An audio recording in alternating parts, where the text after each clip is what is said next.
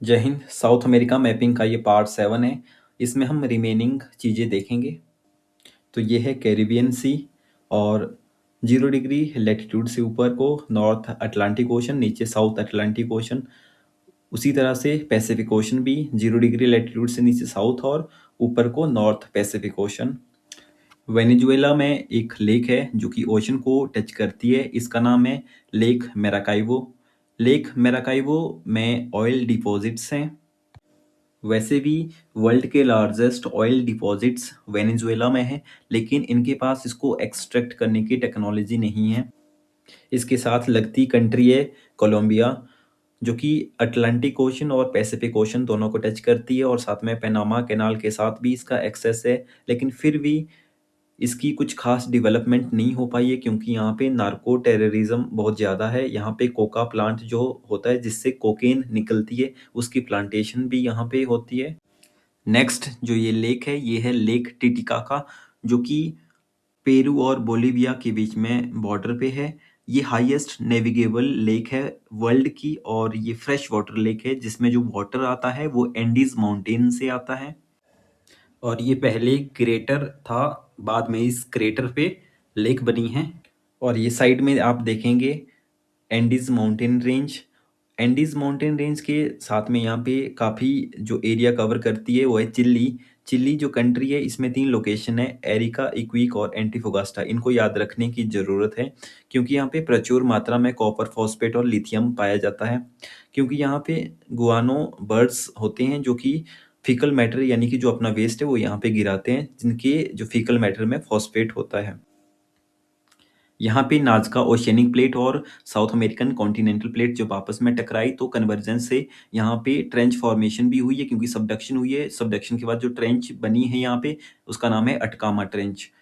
और आप यहाँ पे देखेंगे बीच में एक लो लाइंग एरिया है जिसको ग्रैंड चेको के नाम से जानते हैं। यहाँ पे जैसे कि ये लो लाइंग एरिया है, डिप्रेशन है, यहाँ पे एक लेक की फॉर्मेशन हुई है। यह है मार्चिकिता लेक, जो कि अर्जेंटीना में आती है, और ऊपर लेक मैराकाइबो लेक है जो कि हमने ऑलरेडी डिस्कस कर ली है।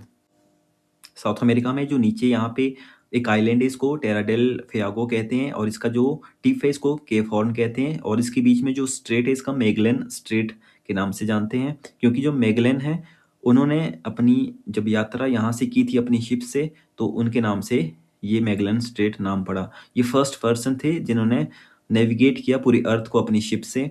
और पैसिफिक ओशन को नाम भी इन्होंने ही दिया है, क्योंकि जब ये यात्रा कर रहे थे तो उनको पैसिफिक ओशन बहुत ही शांत दिखा, पीसफुल लगा। इसके कारण इन्होंने इसको पैसिफिक ओशन नाम दिया। एंडीज माउंटेन रेंज में एक फेमस पास है जिसका नाम है उस्पलाता पास, जहाँ से ट्रांस एंडीज रेलवे लाइन निकलती है, जो कि वालपराजो फोर्ट चिली से निकलती है, सेंटियागो चिली से निकलती है, और ब्यूनोस एरीज अर्जेंटीना तक जाती है। इसको ट्रांस एंडीज रेलवे लाइन कहते हैं।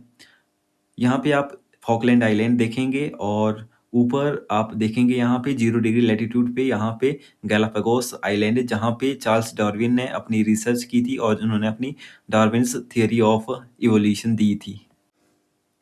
नीचे अंटार्कटिका है। अंटार्कटिका और साउथ अमेरिका के बीच में ड्रेक पैसेज है। पैसेज वाइडर होता है स्ट्रेट से, जैसे कि straight narrow stretch of water होती है, और पैसेज थोड़ा वाइडर होता है स्ट्रेट के मुकाबले।